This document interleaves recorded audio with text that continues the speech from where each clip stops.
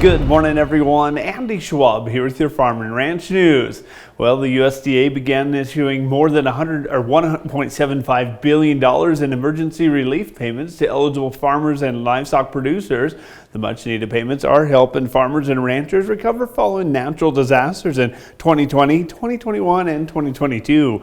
Ag Secretary Tom Vilsack said these payments reflect the incredible and cumulative financial hits brought on by devastating natural disasters, which agricultural producers nationwide have endured while fulfilling their commitment to produce our food, fuel, and fiber.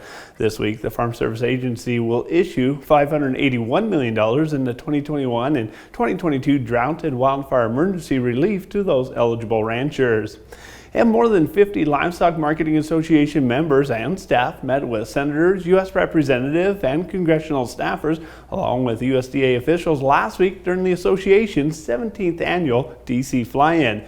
Now, prior to that visit, LMA's Vice President of Government and Industry Affairs, Chelsea Good, told me they're going to advocate for Congress to pass bills to remove an antiquated prohibition to allow livestock auction owners to own or invest in small or medium packers.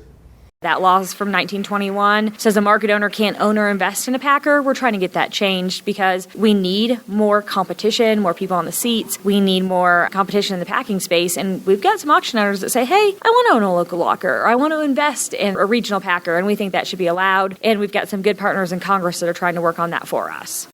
As mentioned, that was just one of several items that LMA has been focused on during that annual fly-in at the nation's capital. Join me back here in a little bit for Look at Your Ag Markets.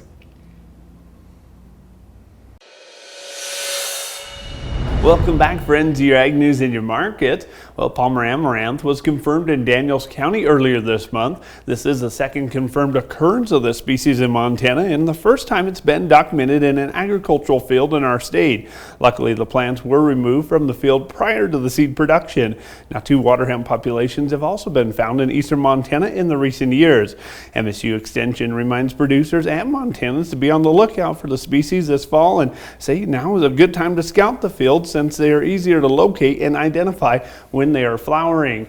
MSU Extension also adds that special attention should be given on those scouting of the warm season forages and irrigated fields, and look those large pigweeds with long and inflorescent compared with more than those common relatives of the red root pigweed.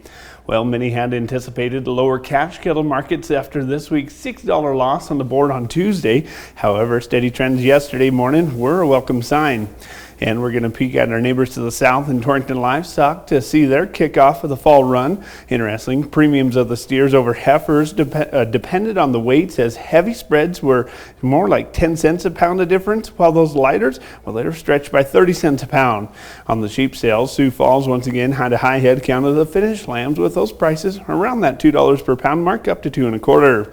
And total grain, or today's grain market that is, will likely be looking softer right out of the gate, with a quarterly grain stocks report set to be released at 10 a.m. Wheat markets are hoping for some form of optimism, with demand really tough to come by. Well, that's all for Ag News and Markets. I'm Andy Schwab. Have a great rest of your day.